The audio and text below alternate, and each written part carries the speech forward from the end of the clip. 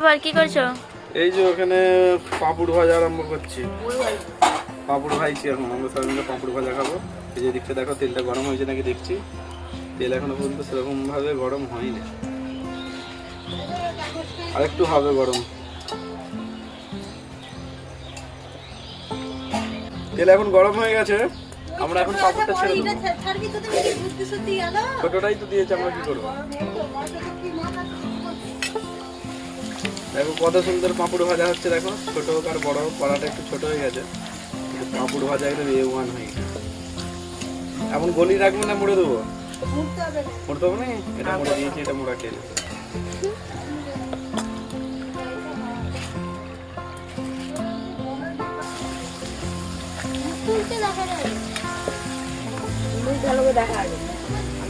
এটা আমরা মুড়বো না, এটাকে আমরা এরকম বড় সাইজের রাখতে চাইছি। দেখি কেমন লাগে খেতে। পাঁপড় ভাজাটা খেতে তো ভালোই লাগে। জুনায়েদ নাকে হাত দিচ্ছে।